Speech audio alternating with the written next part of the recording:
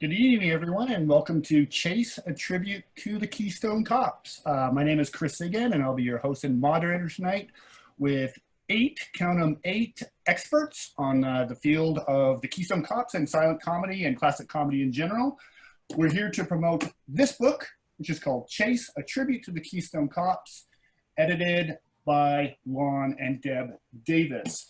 Before we start, a couple of housekeeping things. I want to thank Rena Kine for organizing this and helping us out to make this all happen, the entire weekend, I should say. And also I want to thank Dan Kamen and Human Mehran for all their technical assistance in the background. So thank you. So a little while ago, Lon Davis approached me about this upcoming book and asked if I would contribute to it. And I kind of went, no, the Keystone Cops, what is there to say about the Keystone Cops, really? It turned out plenty. I ended up writing something ultimately, but what I did was I learned a lot more, and I learned a lot from the 8 people we're going to have on board talking about this tonight. And that's kind of the purpose of this webinar. The idea is we all kind of think we know the Keystone Cops, but we don't think about them a lot, and we don't really know them in the end. What I'd like to do is introduce everyone. I think you'll find this webinar is kind of like the Keystone Cops. There's going to be 8 people falling on top of each other and tumbling around and trying to get organized. But we'll do our best to have this be fun and as organized as possible. At the end, we'll have a Q&A so people can join in and ask their own questions of people. But what I want to do is, out of fairness, introduce everyone one by one in alphabetical order. And I'm going to start with John Bigston. He's the foremost expert on silent movie locations. He seems to have a map of everywhere everything's been shot. And he's the man who can give you the exact location of the water tower behind the house next to the oak tree in the park where Charlie Chaplin tripped on that crack on the sidewalk that one time. So John, do you want to pop on and raise your hand? And just hi, Chris. Hi, everybody. Hi there. John's written several books, including Silent Echoes, Silent Traces, Silent Visions, about the shooting locations for Keaton, Chaplin, and Harold Lloyd, and he has a website called silentlocations.com. So next up, Rob Farr. If you want to jump up, Rob. He's here somewhere, thank you. He's a film history professor, and he's the founder of the annual Slapstick-On Film Festival that ran for a number of years, and that's where I first met him. His extremely vast knowledge of film history and comedy has led to his contributions in multiple books and DVD and Blu Rays devoted to classic comedy and Mack Sennett's work, etc. Thank you. Thank you. Next up, Paul Garucki, producer, director, historian, preservationist, and he's the former president of Laughsmith Entertainment and the co-founder of Cinemuseum LLC. Some of the stuff that he's put out includes the forgotten films of Roscoe Fatty Arbuckle, Industrial Strength Keaton, and probably most relevant to this conversation, if you don't have it already, is the 50-film Blu Ray restoration, the Mack Sennett Collection, Volume 1, which promises a Volume 2 in the future. Right now he's working on what's going to be the ultimate, most authoritative biography ever on Roscoe Arbuckle. And probably the biggest feather in his cap was the discovery of a long unknown Charlie Chaplin as a Keystone Cop film, A Thief Catcher, and that's a story he'll share with us later on.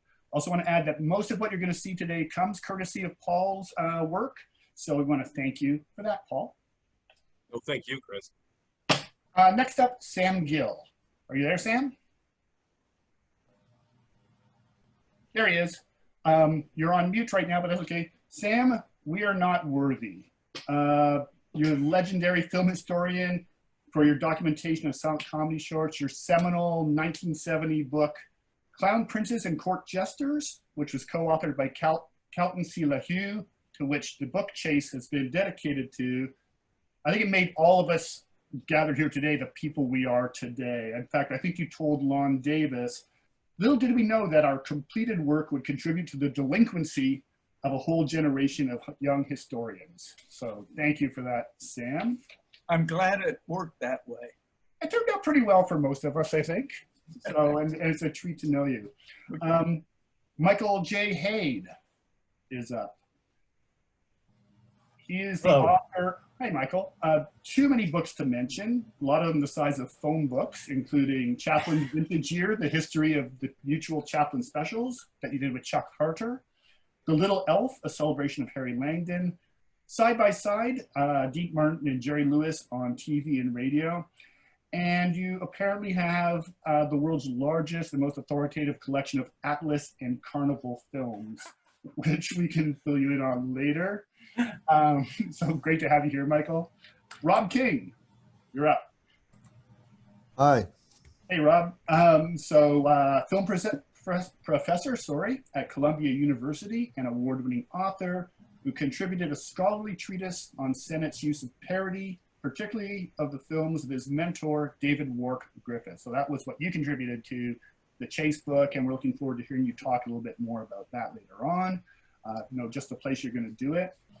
And Brent Walker, the author of literally, I talked about Michael's books being phone books, the author of the exhaustive Mack Sennett's Fun Factory, a history and filmography of his studio, and his Keystone and Mack Sennett comedies. It's got biographies, it's got a history, it's got the players, the personnel. 30 years of research went into this book.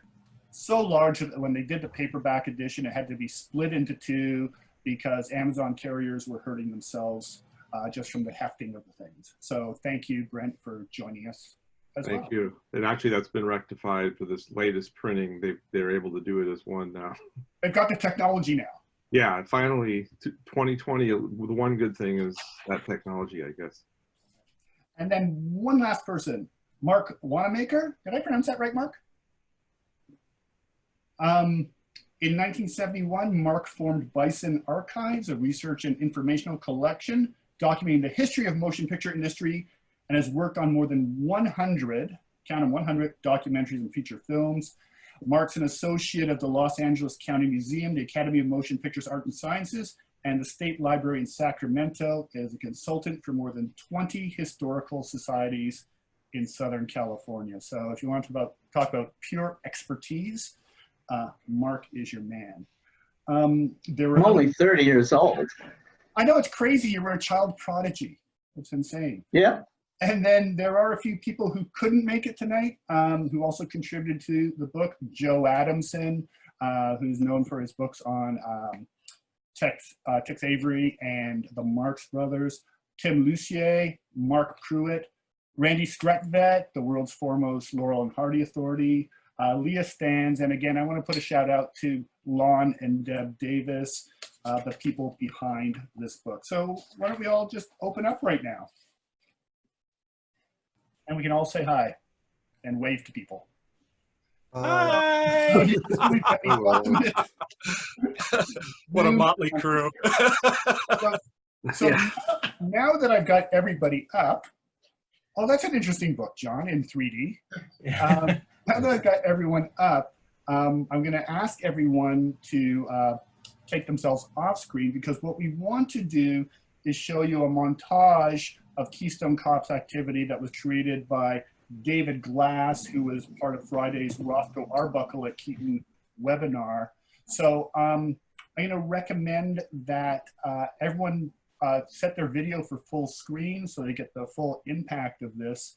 And let's just see a couple minutes of the Keystone Cops in action.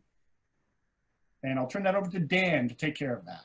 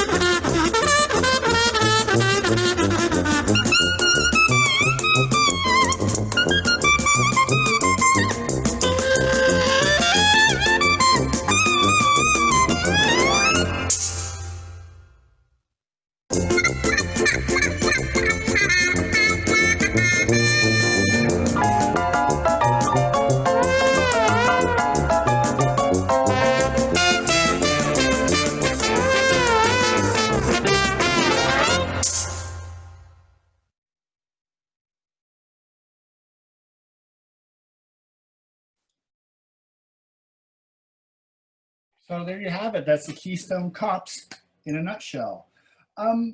So a few hours ago, before we were starting up, my friend Paul Castilla sent me a PM saying he wanted to make it to this webinar today, but he wrote, "I know just about nothing about the cops other than they're funny." And I think that is really kind of, again, the reason behind this whole thing. I always equate the cops kind of with Betty Boop. People are familiar with the icon, but it's amazing how many times nobody's actually seen any of the cartoons that Betty Boop has been in. And so the cops are more of an icon than an actual cinematic entity.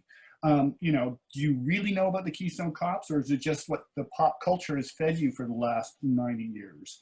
So as I said earlier, when I was going through the book, when I finally got it and I was reading about the cops, that it was full of these aha moments for me. So what I wanted to do is, again, going in alphabetical order, go to each of the contributors and go, what was kind of the real aha moment, or really the most interesting insight that you got about the Keystone Cops, either just growing up with them, or the moment something tweaked with you, or while you were doing your research.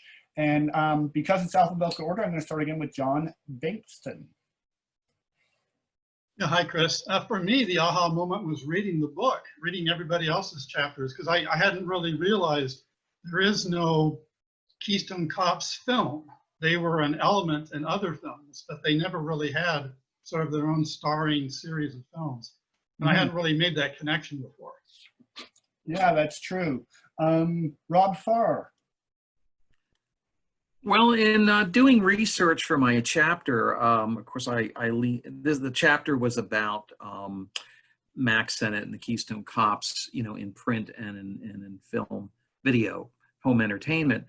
I found an article from 1919, Moving Picture World, in which it started off by saying, "Remember the Keystone Cops of old?"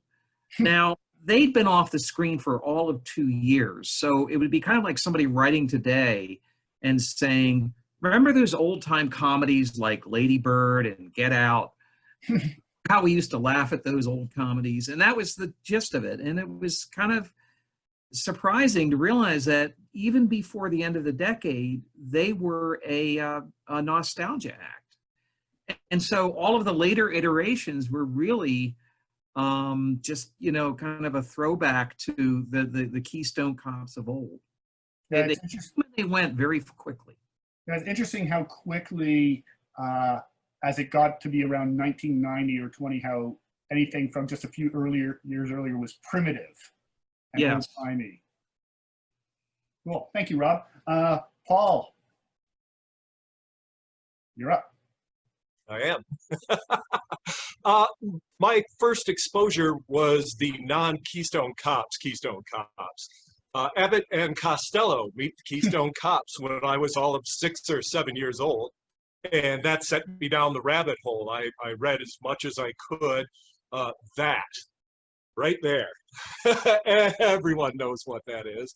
Cops and Custards. Read that book and it just pulled me in.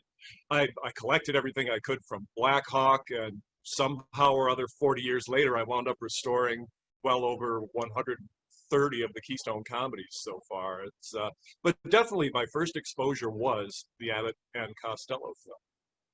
Yeah, it's interesting that that boomer stuff. You're not quite a boomer, I guess, but that boomer thing of how the Keystone Cops were part of that nostalgia. I think I fall into the Gen X category, but we're close. Well, we're close. All right, cool. I'm going to skip next in alphabetical order because I'm going to save you for last, Sam Gill. I'm going to skip over to Michael Haid. Okay, well, my first exposure, I think, was a montage as well. It's not as comprehensive, but there is a montage in Robert Youngson's film, The Days of Thrills and Laughter, with the Keystone Cops, and all that frenetic action just captivated me as a child. And it certainly, when Lon asked me to contribute an essay to the book, I definitely wanted to be a part of it because I enjoyed just that little segment. And of course, I ended up seeking out a number of the books that are out there, particularly Brent Walker's excellent comprehensive book on Mack Sennett's films. And was there something that you either, as from that time you were a child seeing this stuff until reading the book when it came out, where you kind of went, "Oh, that's interesting. I didn't know that."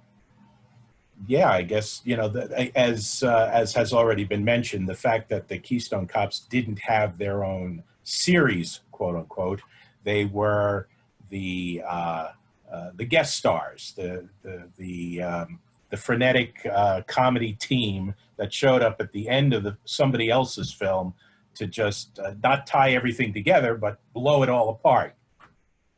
Okay, cool.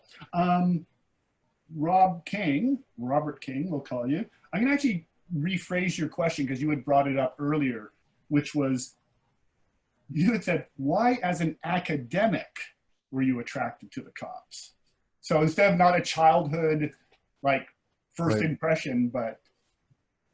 No, well, I mean, you know, I think like many people that my first encounter was, you know, as a child, albeit, you know, somewhat different, in a different national context, as you can guess from my accent. Whereas I assume many of you were catching this compilation stuff on PBS. I was encountering it on BBC Two at 5:30 in the early evening.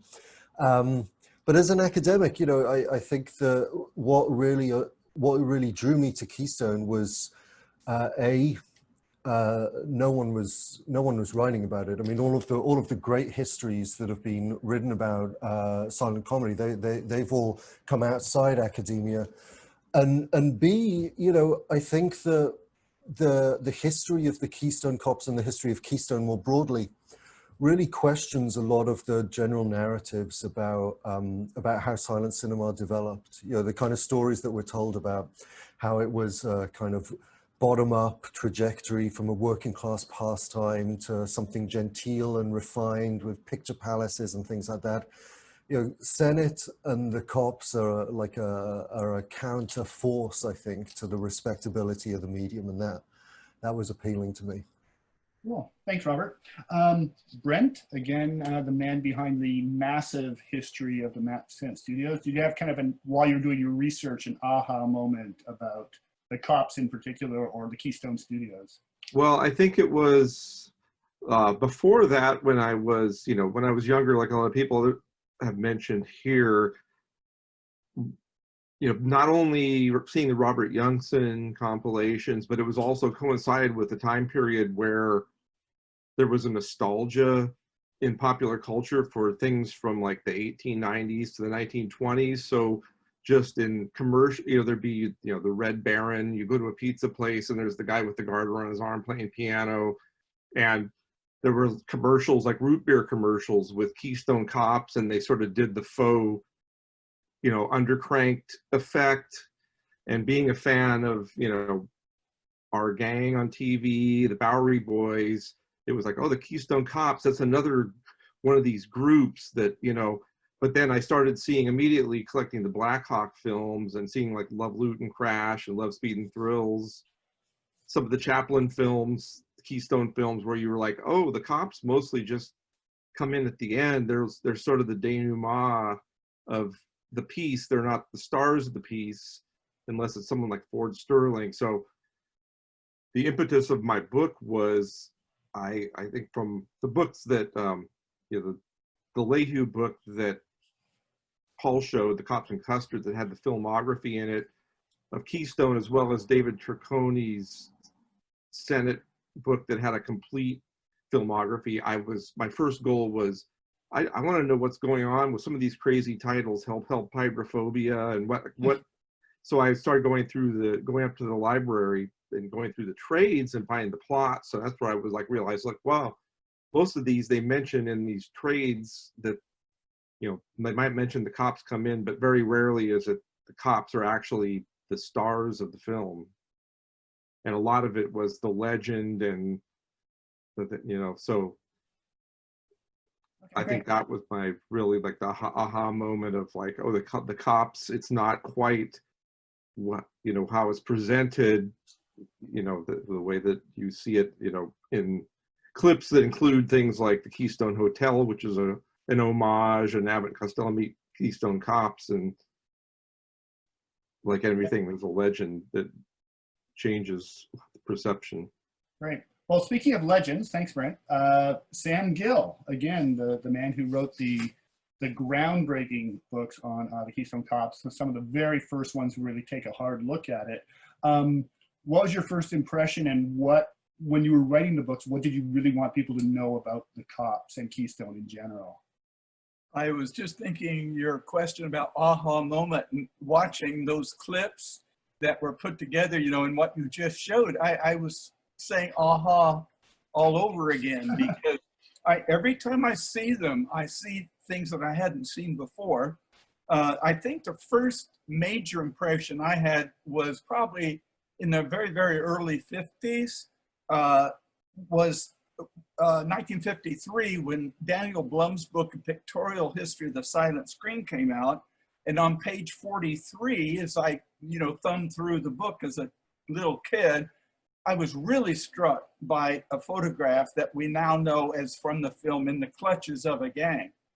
And there was a row of all these Keystone Cops, surrounding Ford Sterling as Chief Tehazel. And then you've got Roscoe Arbuckle and Edgar Kennedy and Hank Mann and all these other people. But some of them were not identified.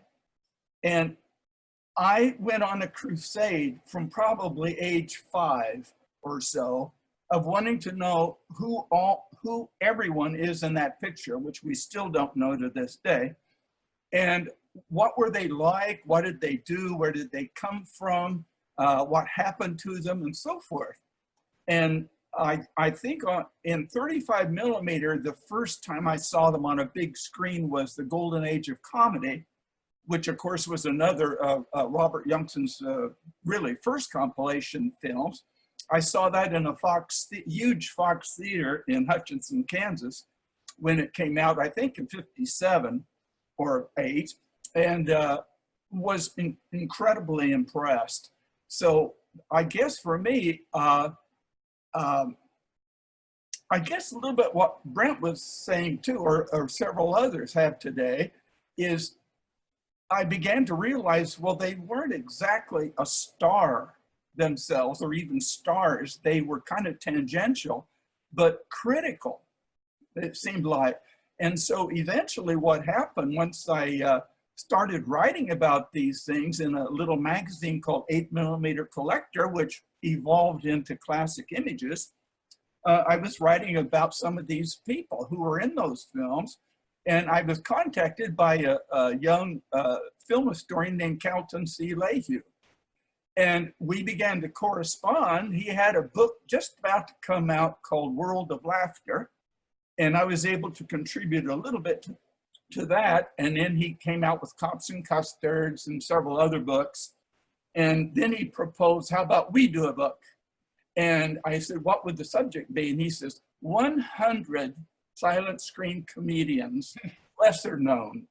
And I just jumped up and down with joy, because I had never been as interested in Chaplin, Keaton, or Lloyd as I had Laurel and Hardy and all those other comedians.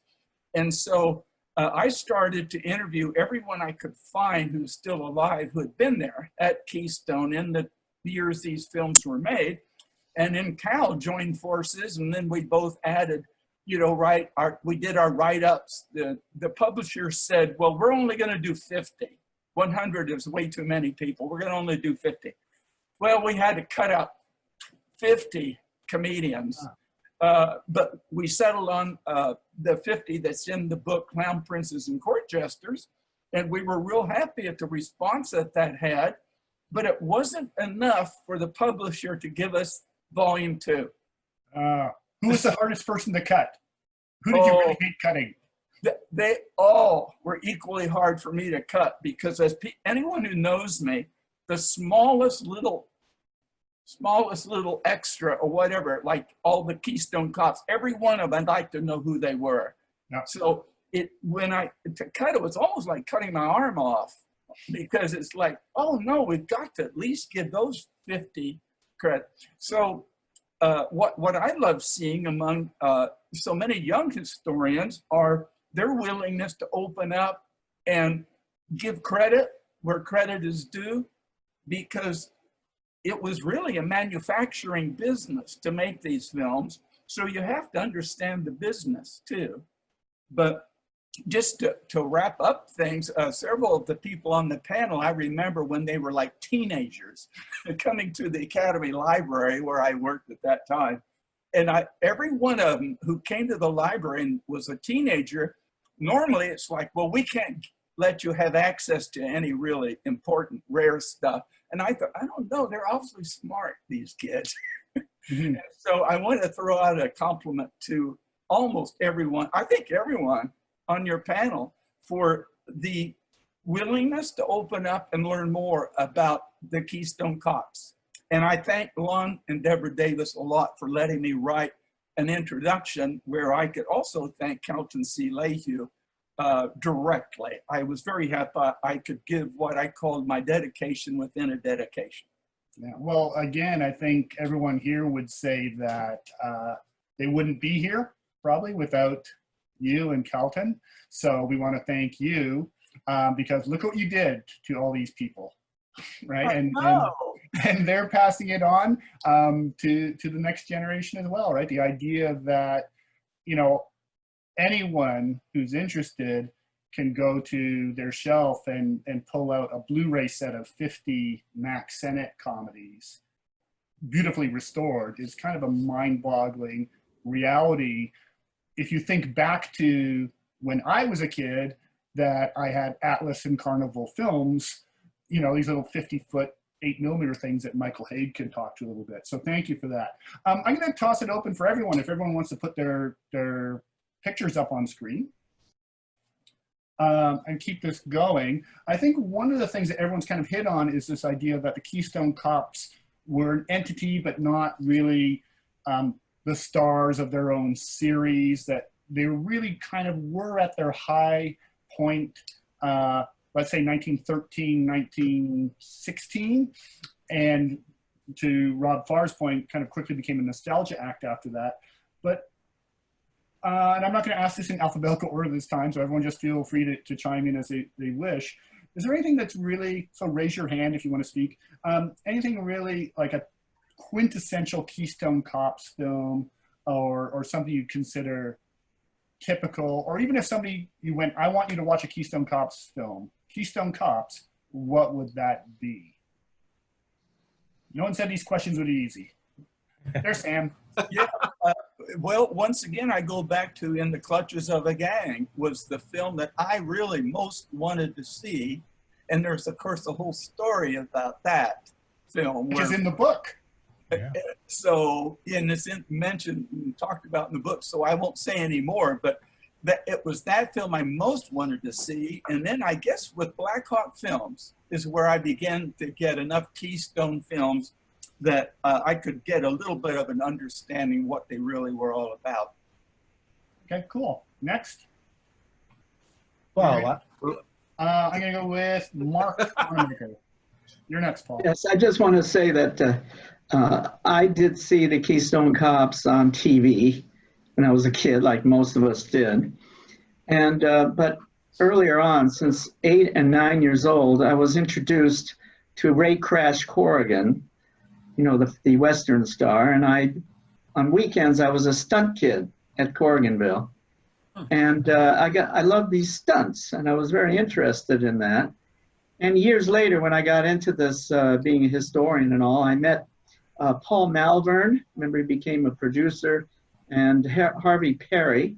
They were stuntmen back to those days, and they would talk about how they, you know, did their stunts. And then I asked a question about the Keystone Cops and the stunts. I mean, wow, the things they did is just incredible. And I was reminded by vaudevillian experts that many of these guys were from vaudeville, slapstick, and comedy and stunts.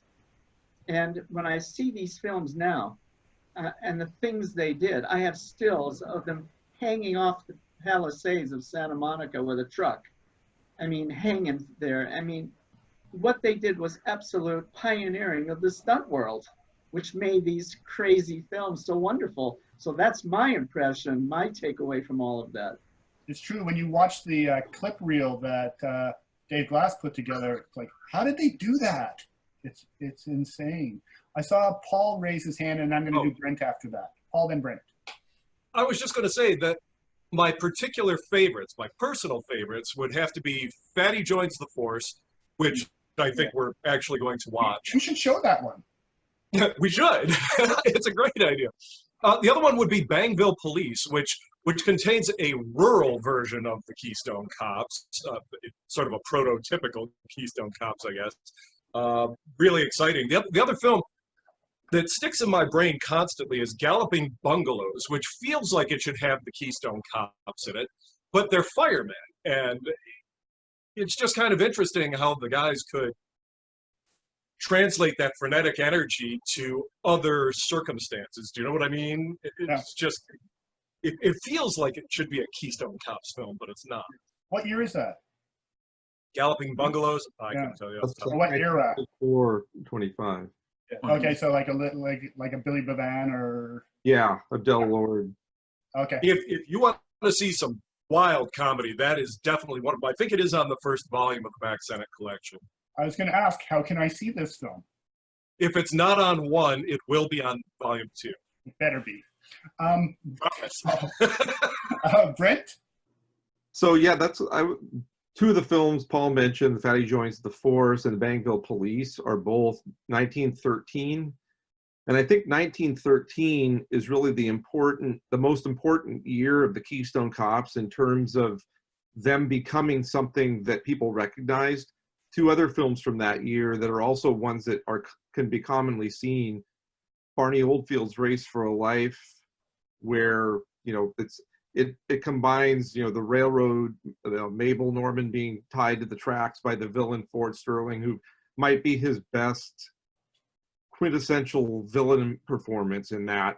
But then the Keystone Cops come at the end, and there's a great bit. And then also A Muddy Romance, which was the one with the Echo Park Lake drowned, and you have, you know, a lot of the people who were the regular Keystone Cops, Hank Mann, Bill Hauber, Rube Miller, you know, in there, because that really was the year that by 1914, by January 1914, there was, and that was actually, it was reproduced in the book Chase, in a trade publication where there's the Motion Picture Cameraman's Ball. There's ads from different, you know, actors of the time saying, or producers, I wish you well from so-and-so to the hope you have a good ball. And there's a 2-page ad that actually says from the Keystone Cops, and there's 8 photos, you know, people who, like Hank Mann and Al St. John, who became well known, are among them, but also Billy Gilbert, the little guy who was different from the later one who was in Hal Roach movies and features, you know, and Bill Hauber, and those were really, those were the guys who were in the Clutches of a Gang. So I think In the Clutches of a Gang was the film they made, that Sennett made, because it was also a 2-reeler, because I think in 1913, that came out in January 1914, and at that point, I think people were probably writing in, we want to see more of those Keystone Cop pictures, or whatever they would have said, which there really weren't specifically Keystone Cop pictures, but it was the efforts of not only the big names and the people who would, like Ford Sterling and Fred Mace, who was in Bangville Police as the chief, and people who had become known like Chester Conklin. It was those stuntmen like Bill Hauber, Rube Miller, the people who could just do these amazing falls when there's a group of cops, and you don't focus on one because they're all falling all over each other. But if you look at each one, you're like, wow, these guys, you know, they're tripping and falling and doing stuff. It's not just later on when they do an homage, they would get like, oh, let's just get a bunch of guys and put them up in cop suits and have them run around. These guys were, you know, genuinely skilled, you know, stuntmen and high divers and things. So that's, I think, part of why they were noticed.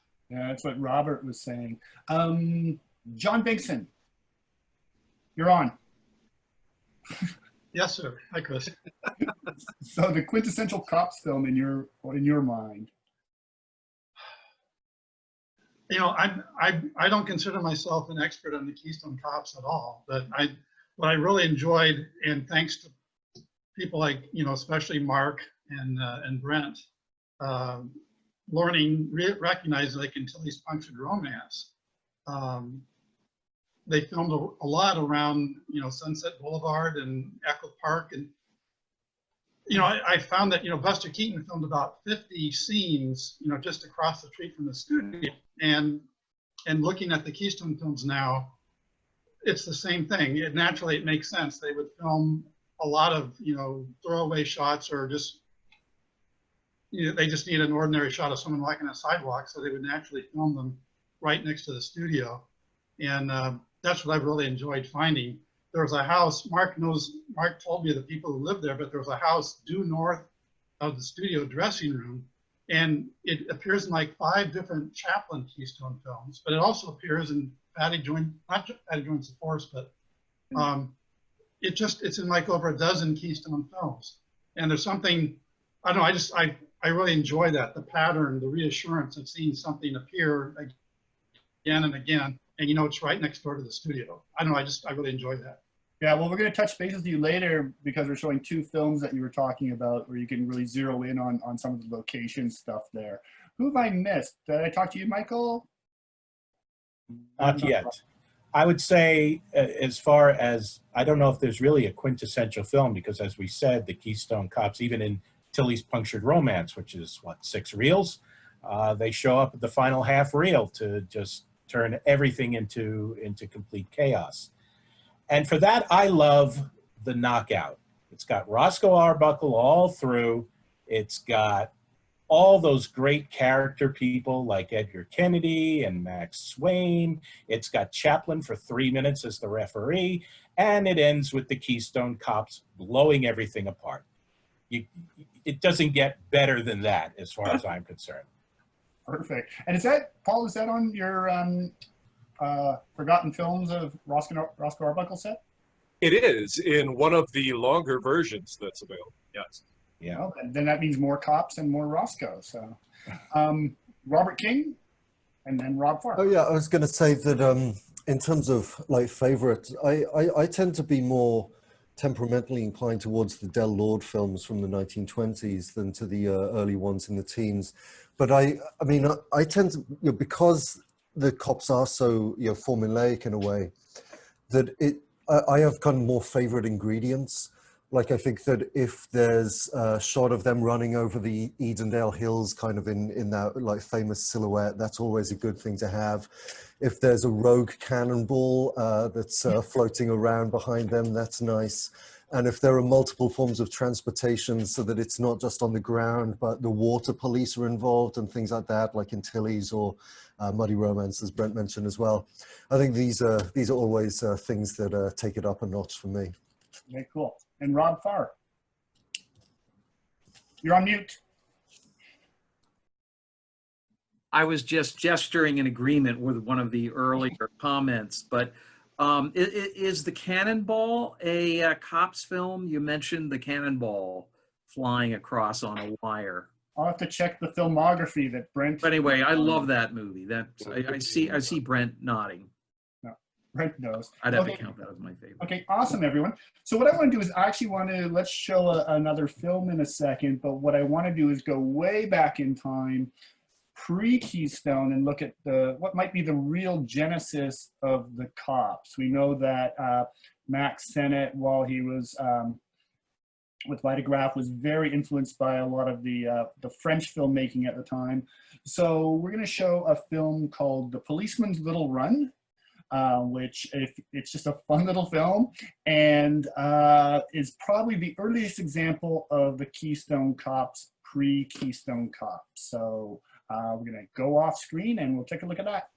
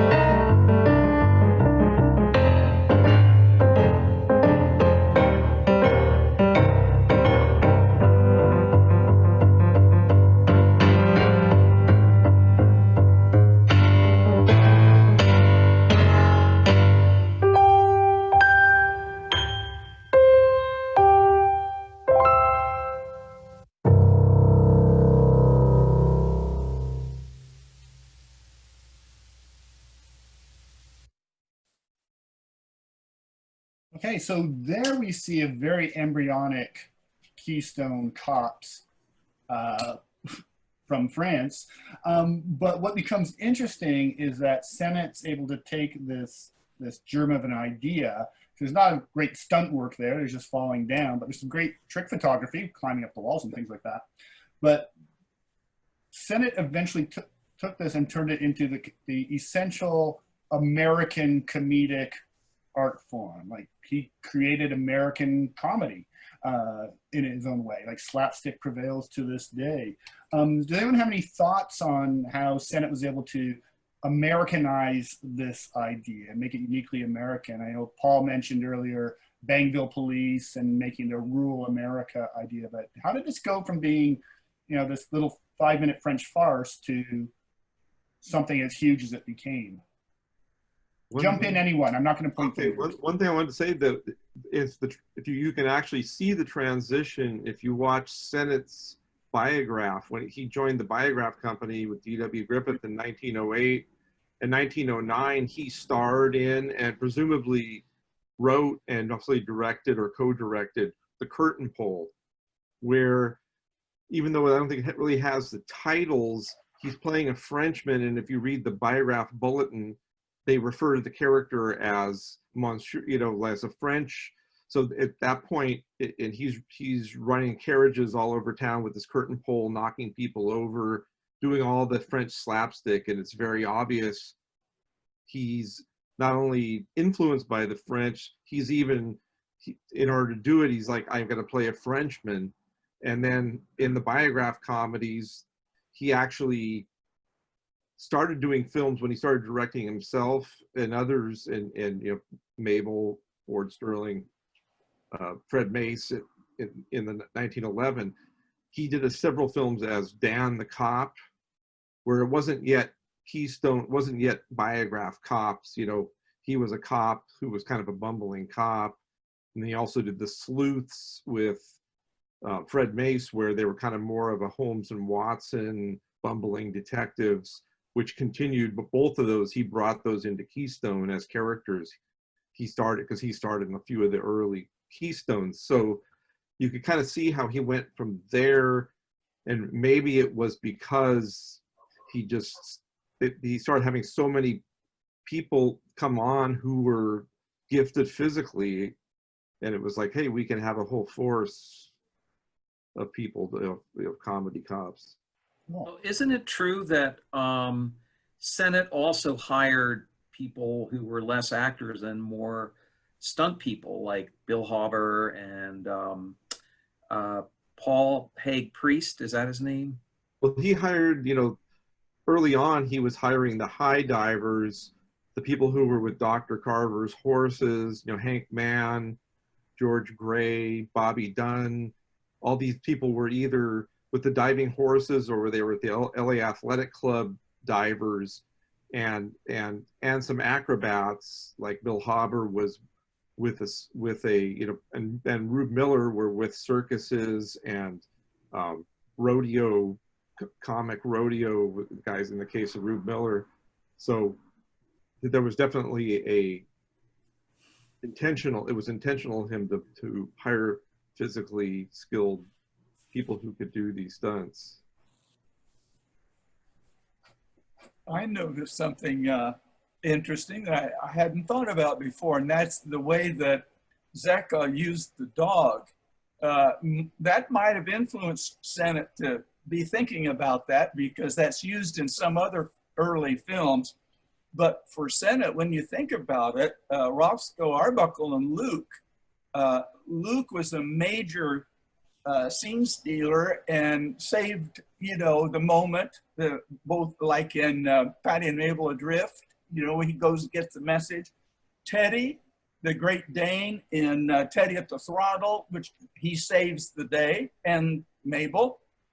Gloria Swanson, I guess. And then I was thinking of Nip and Tuck, especially, where Cameo not only saves the day, but kind of gives the three crooks a comeuppance with the whole coterie of police. But the way that he gets the upper hand and is the hero of the moment. I hadn't really thought about the way that dogs and other animals were used in French and Italian films, but I could see a direct link there also. And also, The dog we saw looks, doesn't that dog look exactly like Luke? The one Yes. French film? Yes. I'm sorry, Brent. Oh, I was just saying also Teddy at the Throttle, where Teddy basically leads the police to, where they need to go to save Gloria Swanson from the railroad track. Yes. One quick thing about the dogs. Other studios, as you all know, have similar looking dogs, similar teddies.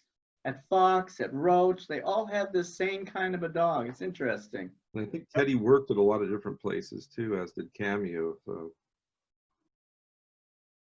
Pete the Pop over at Roach. Actually, Ann Arbuckle working with Pete in Buzzing Around. That's fascinating. Odd crossover. Yes. It seemed like the dog trainers worked at different studios, and they were very, a key element. I think Sennett was just basically influenced by these French comedies. I mean, we see right here, we see, as we're talking about, the dog, and of course the cops, and certainly there were bedroom farces made in those days, and Sennett took that and stood that on its ear. It was a lot of social satire. I find the Keystones are very pregnant with social satire and flipping off the mores and the morals of the day. It's a fascinating body of work. Well, it's interesting because it's even back then they had complaints about them being Vulgar. Vulgar, right? And Vulgarity in a lot of the Chaplin films, because it's like drunkenness, body odor. It's all it's all a part of it, and that might be the difference between, not that there's not drunkenness and body odor in France, but that seems to be a thing that having that extra layer of vulgarity might be at the time the more American approach to the comedy than what you saw. I don't know. Max Linder can be pretty vulgar. I've seen Max Linder vomit into his top. I know. Yeah. And I was going to follow up on what King had said earlier. I'm in the 20s. Things got more sophisticated as far as techniques, and I'm a big fan of the Del Ward and the Billy Bevan and those. And as films, they're more sophisticated because they're the 20s. But at that point, what Rob Farr was mentioning about how they were already, the Keystone Cops were this thing of yesterday. When the Keystone Cops would show up in something like Wandering Willies, or Sennett did Love in a Police Station. Yeah. This was 10 years afterwards, and it was already being done as sort of an homage to an earlier day, because the Cops continued with Sennett when he left Keystone in 1917 and started doing the Paramount films. There were cops in there, and there were sometimes, but they were less funny in general. They were more cops. Sometimes they'd be a little bit funny, but they weren't outrageously slapstick. More like Buster Keaton's use of cops. Yeah. Right? They were threatening cops, not bumbling cops. Yeah. Another person, Will Rogers, gave quite an homage to Ford Sterling in Big Moments from Little Pictures, which he does a spectacular imitation, I think. In fact, he's almost as good, or maybe he's better, I don't know.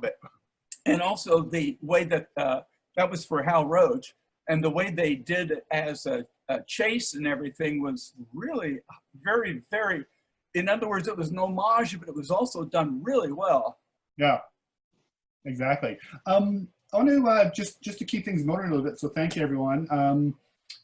We talked about Fatty joining the force earlier, so why don't we take a look at that? Because I think a big thing with Sennett films, and Chaplin himself said it, is all I need is a park, a pretty girl, and a cop. In this case, we've got all three things, with Roscoe being the cop. And it's got all those really nice traditional Keystone elements, including pies in the face. So I'm going to turn it over to Dan Kamen to start up Fatty Joins the Force.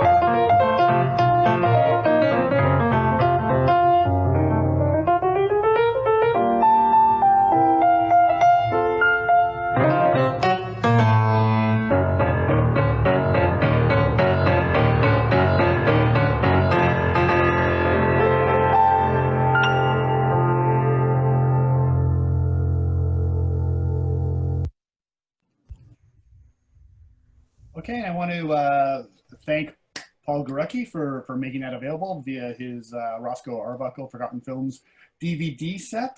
It was interesting to see Edgar Kennedy in there as the rival cop, and he'd eventually go on to be Kennedy the cop at the Hal Roach studio. So again, it's that kind of the Sennett influence going on and on and on. Although the Hal Roach cops were completely different animals. I want to keep things just moving a little bit. Which is kind of everyone at Sennett was more or less a Keystone cop at any given time. And, you know, a few years ago, there was a discovery that led everyone to finally realize that Charlie Chaplin himself was a Keystone cop. Chaplin had mentioned this in his autobiography, but Chaplin mentioned a lot of things that you didn't know if it was true or false or whatever. But we have evidence that he is. And what I'd like to do is get Paul to tell the story of how that discovery was made, because it was a real game changer in the history of the Keystone Cops and of Chaplin himself. You're on. I would love to say that it was some part of some gigantic plan, but it was an accident, really. I had gone to a flea market in Taylor, Michigan. The antique show, flea market-y kind of thing that they used to have every couple of months. And I walked through and I did not see anything of any interest. So I was on my way out the door, and for reasons that I cannot tell you, I can't explain it, I don't understand, I just stopped, looked over to my left, and there was a steamer trunk sitting there. Not something that I collect, not something that I'm particularly interested in. It just caught my eye. So I stopped dead in my tracks, walked over, flipped open the top, and it was filled with films.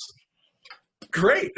So I sat down on the floor, pulled everything out, and went through and found a bunch of interesting things. There was some Keaton in there. There were some cartoons, a lot of things that I wasn't interested in. So I pulled the pieces that I wanted, dickered with the dealer, and brought the things home and stuck them on a shelf, and they sat there for months. And that was it. That's the totality of the story until I was reading Brent Walker's website where he was talking about the lost Chaplin film, Her Friend the Bandit. And I saw that there was some crossover in the titles.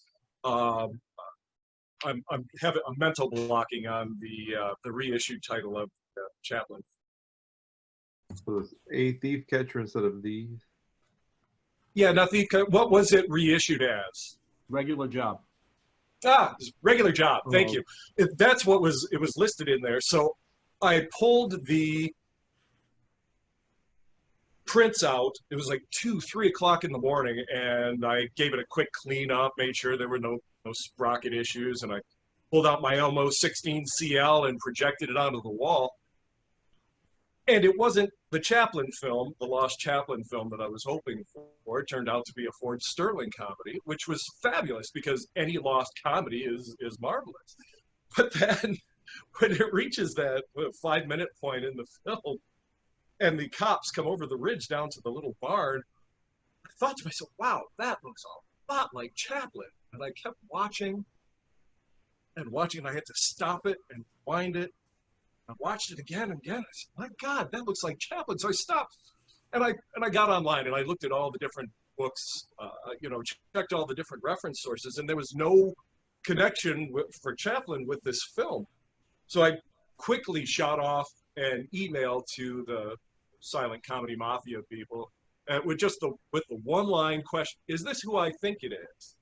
And of course, Richard Roberts, God love him, is a night owl like me, immediately shot a call back and said, could be, got to see him move. So I shot a little video of it, of that little section, sent it, and then everything went nuts because it actually, after a lot more research, it turned out to be a missing, unknown Chaplin film. So, Gotta See Him Move. And I remember, I think it was 10 years ago at Slapstick-On where it was initially screened. And it was kind of a little spine tingling to see this lost Chaplin forever. It was a packed house. So for those of you who haven't seen it, let's take an opportunity to look at it right now. We'll see lots of Ford Sterling in action, and we'll see Charlie Chaplin. I think it's maybe his 4th film. Brent, you might know, someone else might know, his 4th film. It is, it's 4th. Yeah. And we get to see Chaplin in action as a Keystone Cop in Thief Catcher. So on to you, Mr. Kamen.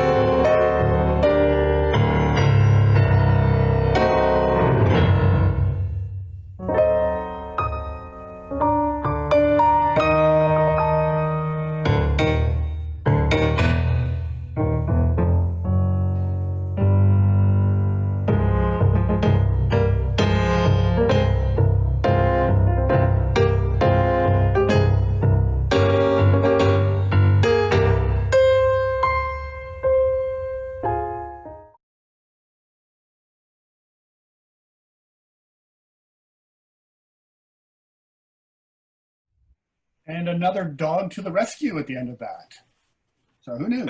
I just wanted to do a quick shout out to Jordan Clapman for his new score on that. He asked me to mention that the theme used throughout is from Winter Garden Whoopee, which has been recorded by the Winter Garden Orchestra.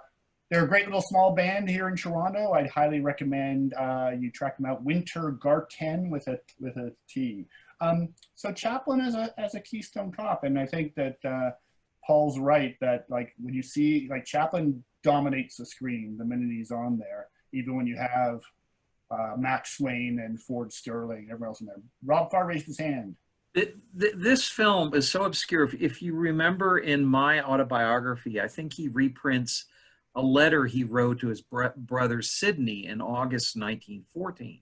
And the gist of it is, I've been really making good out here, you know, at Keystone. Here are the films that I've made. And he omits this. Mm-hmm. You know, so even he didn't remember it just some, you know, 5 months later afterwards. Well, was it you, Rob, who mentioned, I'm trying to remember, I apologize, that it was in a 1938 film? Yes. And then it was yoinked from there. And somebody told me they had a story about why, but I can't recall. Paul wrote about why in your chapter, Paul. Why don't you? I did.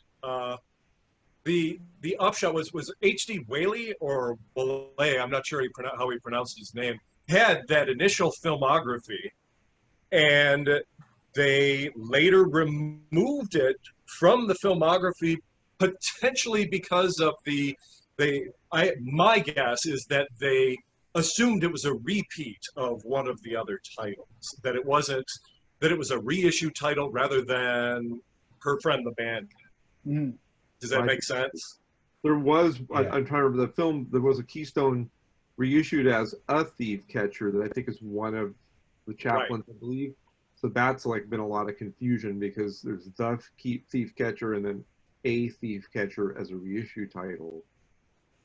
Well, the Keystone reissues didn't really begin in earnest, certainly with retitling, until 1917 when WH Productions, which was owned by the people who founded Keystone in 1912, took those films and slapped new titles on them and sent them around again.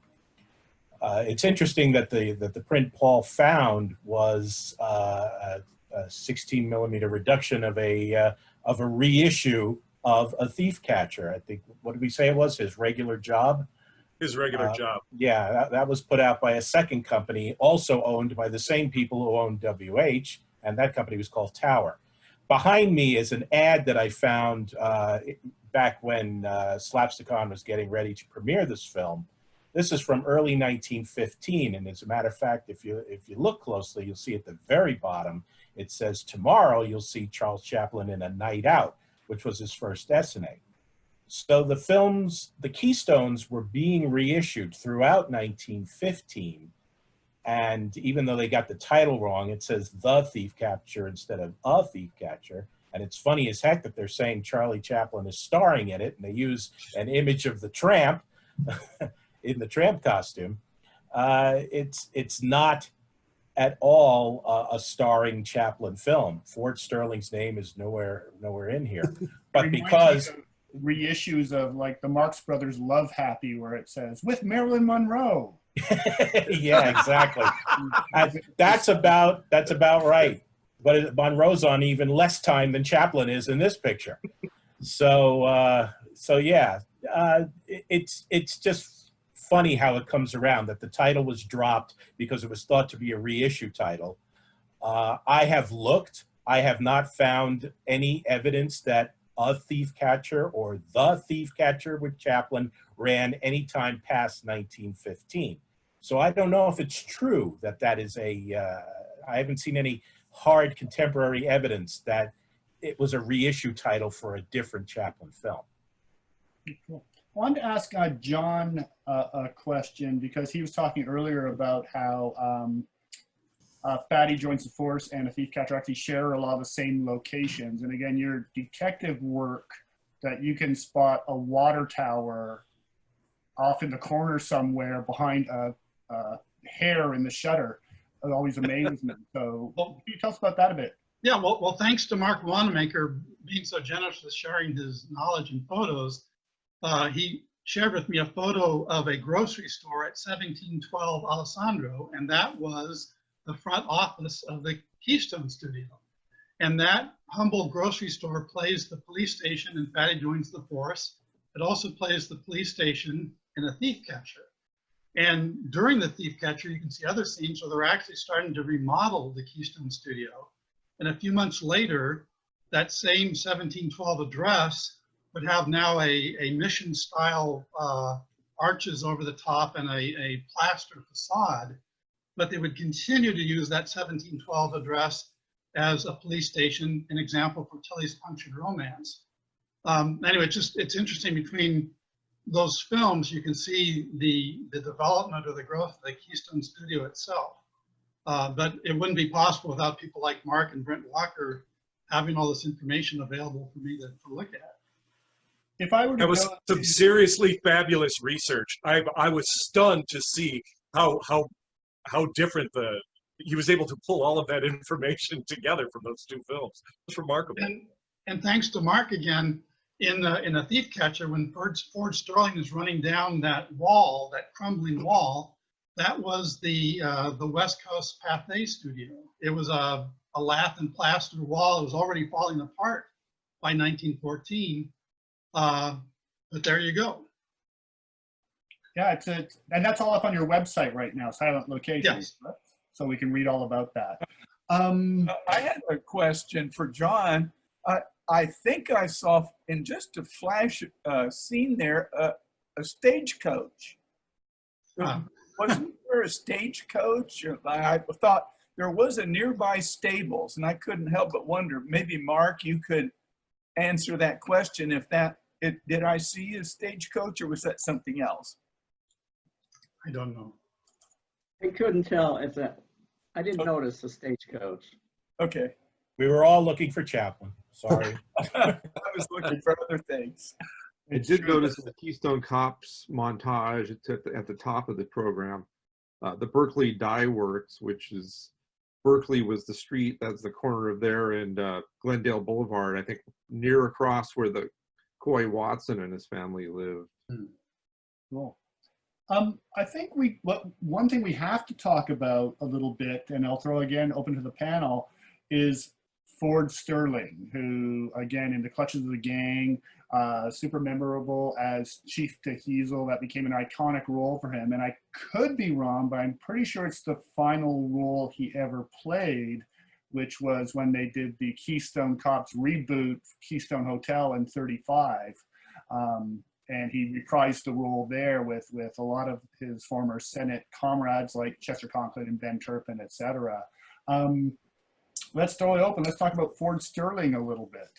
Oh, well, he's just marvelous. I've always admired Ford Sterling's ability to make farcical and just, I love this moment in this film that we just saw where he's trying to come out of the barn or the Yeggman's hideout, and they're both standing there. He hasn't seen them yet. He's looking, they're slightly behind him as he pokes his head out of that door.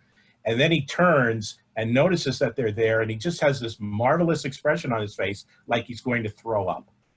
And it's not an outrageous reaction. It's like, oh, they're still here. God, I think I'm going to be sick. It's just in those few seconds, it's just a marvelous thing. Right? I think Ford Sterling, for a lot of years, got a bad rap. People who didn't have the context to understand what he was doing, because he was deliberately satirizing the melodramas, and he's deliberately overplaying as the villain role. And you'd read, you know, oh, he overacts, and like that was the motif of the time. And particularly, I think Barney Oldfield's Race for Life is one that is actually a different, if you see it, because I saw it on, we probably all did, on little 8mm films. I finally saw it projected on a big screen in a good print, and you could see him. I mean, his nuances are brilliant in that. And you have to remember, I'm sorry, you have to remember that it's also the dramatic actors were overacting by today's standards. And Ford is not just taking it to the next level, he's taking it about 4 or 5 levels beyond the next level. And it's marvelous farcical work. Yeah, and the only other thing I was going to say is by the time like the late 20s and something like Hearts and Flowers, a Sennett film, or in features in the 20s like The Show Off that he stars in, he's doing a completely different, he's doing a very subtle acting in that. You know, so if you see those and this, you realize the breadth of his skill as an actor. Mm-hmm. Yeah, I think you're absolutely right. The idea of, especially because so many Keystones were in such tatty prints forever, that when you do see them restored and looking beautiful, you know, when I think of the restored Chaplin Keystones, you know, some people have issues with the projection speeds. I don't mind that it's a little bit slower because you can actually digest them a little bit better for me. And you really do start to appreciate that there's certain people who pop on the screen. You know, that Arbuckle is one, Chaplin is definitely one, but Ford Sterling is one too, where he's not just this maniacal jumping up and down automaton, but he brings a surprising amount of subtlety to what he's doing in a manic performance. But I think the acting honors for tonight have to go to Roscoe Arbuckle. Watching Fatty Joins the Force again, I mean, he really plays a very human, relatable character, and he elicits a certain amount of pathos, you know, when everybody is treating him like some wild kind of animal. Yeah, I think I'm going to toss out one thing. It's really been underappreciated. Well, that's one of the things where up here, when we have the Toronto Silent Film Festival, and I'll try to throw in some Roscoe as much as possible. And I think the very first thing we showed was the communique film Love, which is one of the ones he did without Keaton. And like the audience went berserk.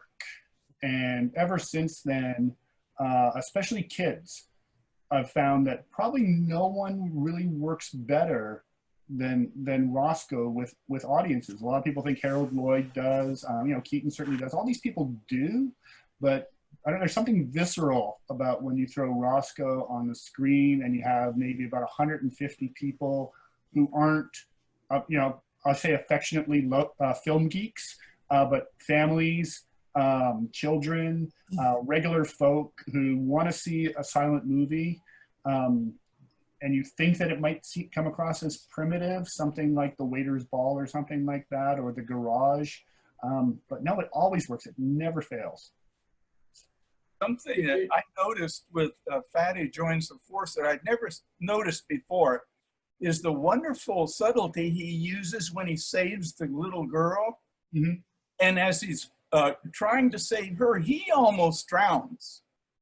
There are a couple of times he goes underwater, but he's holding her up to make sure she's safe. Yeah. Those are the subtleties that I think Arbuckle was in a class by himself. And so I agree with the assessment that he was one of the really top performers. And the way he used his whole body, you know, his facial expressions, his whole body, everything, he was a perfectionist. Yeah. So I love seeing his films, and every time I see one, I see something different that I'd missed before. Mm-hmm.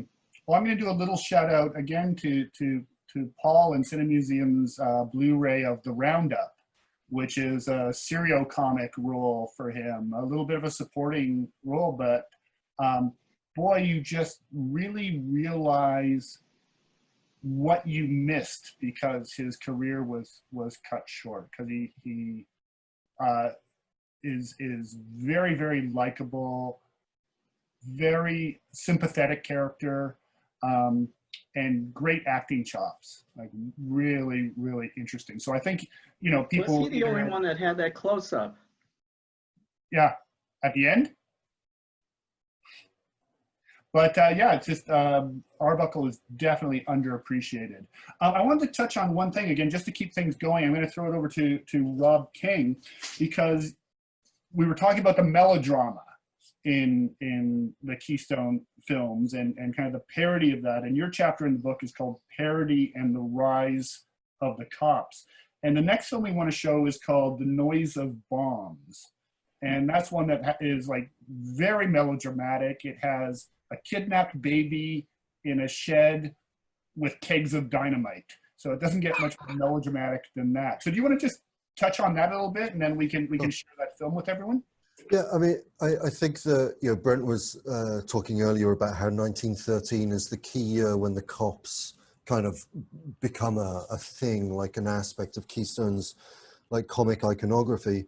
But I think that's also inseparable from the fact that, like, in the spring of 1913, Sennett tries to launch this series of what the trade press described as comic or burlesque melodramas, which are basically burlesque, you know, meaning parody in that sense. You know, they're basically takeoffs of Griffith's like famous Race to the Rescue climaxes, in films, Griffith films from the Biograph period, like Lonedale Operator, Lonely Villa, etc. And it's really, I think it's important that the cops kind of become a thing when we get these parodies, because they always appear in those race to the rescue moments, at the end of these films. So in a sense, I think that the cops are really born out of parody. And with connection to the the film The Noise of Bombs, that even though that's 1914, so it's by that point already, I think the parodic edge of the cops' appearance is kind of blunted a little bit. They've just become their own autonomous thing, but you can still see like that he's the kind of Griffithian template is still there, because what we have, in particular in the way in which Griffith tended to handle race and ethnicity. I mean, what you have, clearly immigrant villains who set up the race to the rescue climax. They're holding in accordions, which is kind of coding them as like Eastern European and so on and so forth, where you get the exact same kind of codings in films like The Lonely Villa. So Griffith's clearly part of this. But I'd also mention, you mentioned previously that one of the sources for the Keystone Cops is you can go back to the French films like Policeman's Little Run. But I'd also note that the tendency to kind of parody chase melodrama, that also goes way back, to films like Biograph's Lost a Child, which is from 1904, where a baby is thought to have been stolen, but turns up just in a dog kennel. I mean, that's a very kind of Sennett thing, when the whole reason for the alarmist melodrama turns out to be nothing whatsoever. So anyway, yeah, I mean, I think the Noise of Bombs is a nice film to kind of illustrate that that Griffith's there, Griffith's being made fun of, at some level in these especially early appearances of the cops as the cops. Excellent. Well, why don't we share the Noise of Bombs with people, and we get to see Charlie Murray and Edgar Kennedy and a few others, and a baby with dynamite.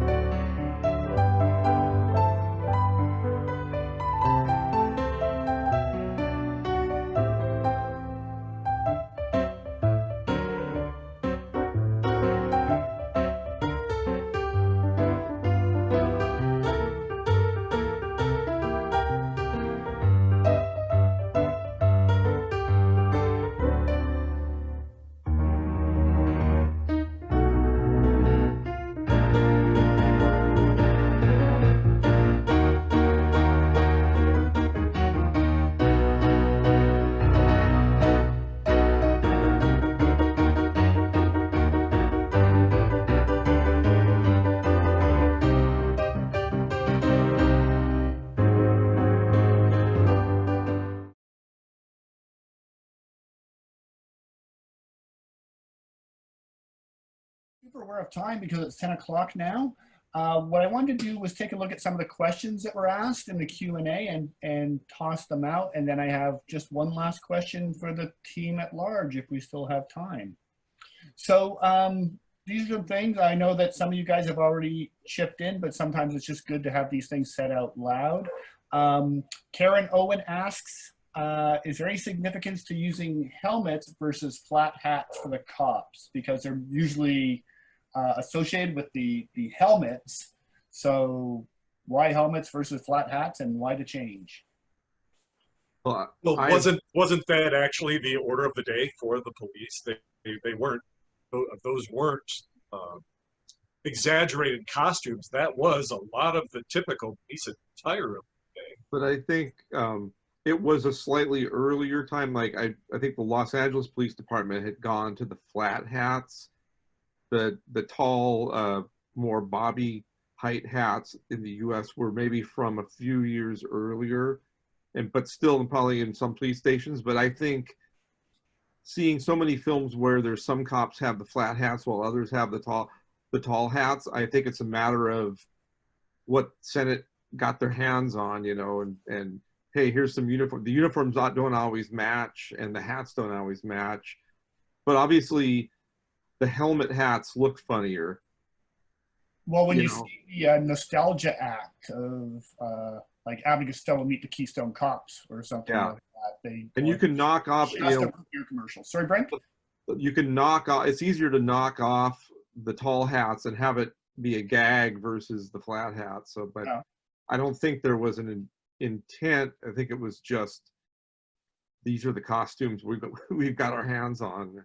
And I think too that there's a possibility that the authority figure, the chief, wears the flat hat, and the just workaday policemen are the ones who have the bobby hats.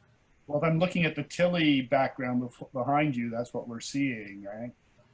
Yeah, and also Chaplin is clear of the two. He's the one wearing the flat hat in A Thief Catcher, and he's clearly the man in charge. And the other one is the associate, the lower ranked officer. Okay. Here's another question from Steve Friedman. Though all skilled stuntmen, are there documented injuries that occurred when hanging off rocks and bluffs? So what kind of safety precautions were actually used that people might know of? Not much. And you interviewed people. There are stories in the trades about injuries, for sure. Yeah, lots of stories of injuries and of people saying, you know, that's too much, you know, I'm not going to do that. You know, you're fired. We'll get another person. You know, so, and you know, really the only kind of, you know, these films, they actually did some pretty sophisticated for the time matte work in some of the films, but not really for the stunts. But the one thing that sometimes was employed, and in all comedy, wires. But you can kind of tell sometimes where somebody's movement is wires versus actually jumping, and you can definitely tell versus a dummy that's falling. So I think also that when there were those reports in the trade press about injuries on set, I feel that they served almost as publicity for Keystone. Like, you know, like to kind of underwrite the fact that the idea that the performers are really in situations of danger, because you often get the same kind of things about serial queens in the serial movies where you get write-ups about the injuries that are occurring on set. So it was a way of, it was a form of publicity almost. Mm-hmm.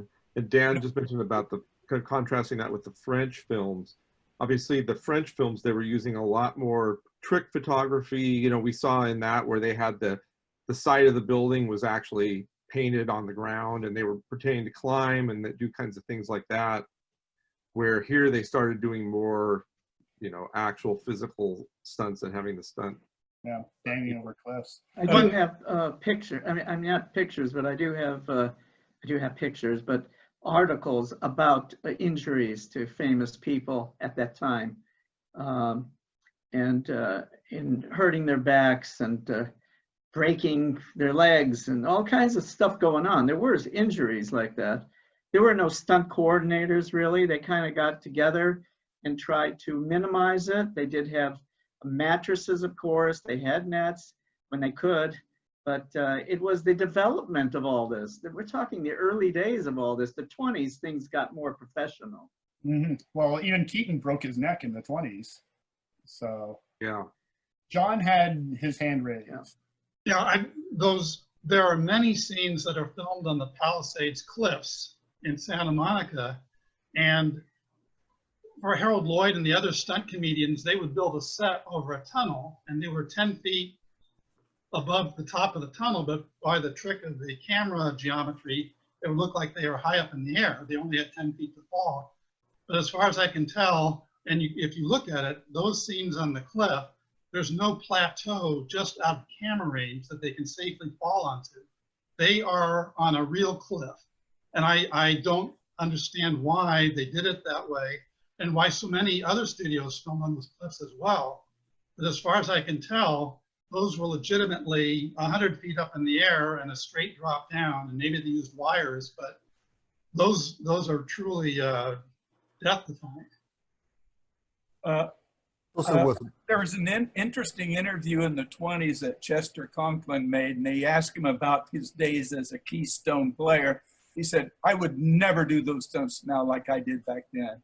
And I think that was a common sentiment among a lot of people active in comedies of the 20s was, you know, don't expect me to be doing the kind of stunts that these guys did 10 years ago. Mm-hmm. And so that's why a lot of the stunts you see in Keystones are extremely dangerous. Okay. I'm going to ask just one last question to the group, and then I want to end with a little short film clip, and then we'll call it a day. So I want to thank everyone who's joined in. So not everyone has to answer this, but what do you think the legacy is? Like, if you look at film comedy, and as it got into even the 40s with W.C. Fields having chase scenes and then Abbott and Costello, what would you say would be the lasting legacy or the impact that Keystone and the Keystone Cops might have had that applies to comedy or film today? I find it amazing that to this day, if you say the word, it's not so much a film legacy, but in popular culture, everybody knows what you mean when you call the police department the Keystone Cops. And to me, it's amazing that that phrase has survived over a century among people who have never seen a silent film in their life. I mean, I think just the phrase Keystone Cop is ultimately its own legacy. Anyone else? And I think Sennett, you know, in his writings, he would say the part of the farce, you know, was at that time with the class systems and things, an influential, a judge or somebody being caught without his pants, you know, like Fatty Joins the Force was an example, you know, in those days, just the dignity, there was so much more dignity in society. The embarrassment was a big thing.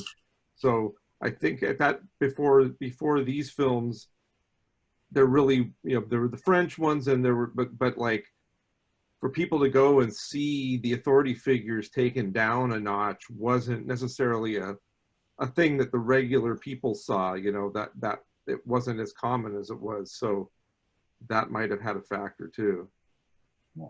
Paul.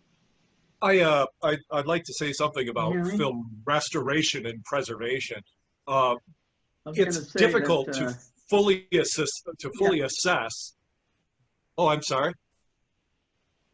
Oh, it's difficult to fully assess the proper full legacy of the Sennett films because so many of them are still lost.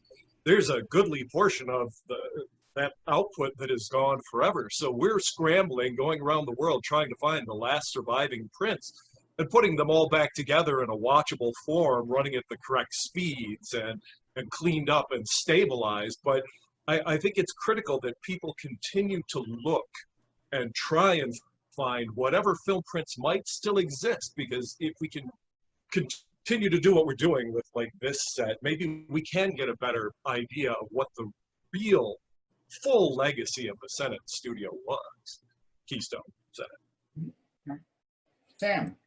Well, a lot of people may not know that in Fatty Joins the Force, the kid that gives the pie into Arbuckle's face is Jack White. And Jack White was, shortly after this, he was fired from the studio, which he never quite got over that. In fact, he was told by Sennett, you are terminated, and he didn't even know what the word terminated meant.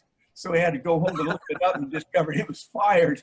But he really got the comeuppance when you think about it, because he became a producer as early as 1919 and 20, went on to produce wonderful comedies all throughout the 20s that were very Keaton-esque, I think you could say. And then in the 30s, when he brought his brother Jules White and his brothers Ben and Sam, they were the creators of The Three Stooges and some of the best of the later films, you know, with Andy Clyde, a whole bunch of our favorite people. Charlie Chase is another one. And so people who see the Three Stooges or any of those Columbia shorts are really seeing the legacy of Mack Sennett and the Keystone comedies. Mm-hmm. I didn't know that. That's actually really interesting. That I didn't know. I love it when one of the things I came across when I was researching the Langdon book was an article that was written around 1941. A columnist was saying that thank goodness Columbia is recognizing the legacy of Mack Sennett and slapstick with all these great two-reel comedies that are not polite laughs. And it's very true that the Columbia shorts owe a great deal to Keystone. And of course, the Three Stooges are probably the classic comedy team that everyone still watches to this day. And they certainly owe a great deal to not only their vaudeville roots, but also Sennett. And the writers and to remember directors Jack like White. Felix Adler, et cetera, went to work for Columbia. Del Lord, yep, all of them, definitely. I think Columbia was almost like a retirement home for people that had worked Yes. at some point. But I also think that the legacy of the cops it's kind of an ambiguous one because I think Sennett obviously preferred like masses of bodies. Like when you think about the Keystone brand, it's associated with the cops and it's associated with like the female counterpart, of course, would be the bathing beauties, right? And in that sense, he was always pushing somewhat against the grain of what was happening in terms of the emergence of a star system during this period. Because when you think about what happens, you know, in terms of the development of comedy moving forward from there, from the teens into the 20s, it's all about these star comedians, you know, and that remains true to this day. It's, you know, the idea of like the mass of bodies. That's somewhat, you know, I think that's a somewhat rarer phenomenon within the you know, the history of American comedy post Sennett. Cool. Okay, what I want to do is Dan. One more thing about that, Chris. Wait, who? Just real quick, Mark. just as legacy, just to end this, is that all through the years. Can you hear me? Yeah, sorry. All through the years, remember with Cavalcade, when they came out with Cavalcade, the film at Fox, and then all the way through the years, Mack Sennett was in the 50s. Remember, he was at the Hollywood Roosevelt, involved with publicity for Hollywood, always bringing back, resurrecting the cops. And about 20 years ago, I participated in a reunion kind of, I don't know if anybody was alive, but it was at the Variety Arts Theater, about the anniversary of the cops. It's, in other words, it keeps coming up to remind people this was the training ground of early comedy. So I'm not surprised though that we still hear about Keystones and Mack Sennett comedies, and I'm really pleased to know that they're put on DVD so younger people can see the development of all this. This is the legacy, I think, today. That's great. And you know what? That is the perfect segue to our last short clip that we're going to show, which is a Keystone Cops reunion from, I think, 1950 at Mack Sennett's 70th birthday. So, Dan, if you're there and you want to roll it, let's take a look at that. A sign on a California roadside and a big birthday party for the man who put Hollywood on the map, Mack Sennett. 30 years ago, Mack bounced into Hollywood, hired unknowns like Chaplin, Normand, and Swanson, and built a film empire. It was an empire built on laughs, custard pies, Keystone Cops, bathing beauties, and 700 comedies in a row. Today, on his 70th birthday, old friends like these one-time bathing beauties are out in full force. Maybe you will remember them. Blanche Payson, Mrs. Andy Clyde, Elsie Ware, Ruth Hyatt, Alma Bennett, Juanita Hanson, Ora Carew, Elva Taylor, Ann Luther, Minta Arbuckle, wife of Fatty Arbuckle, Julia Fay, and Babe Evans. And just to make his 70th birthday complete, Mack...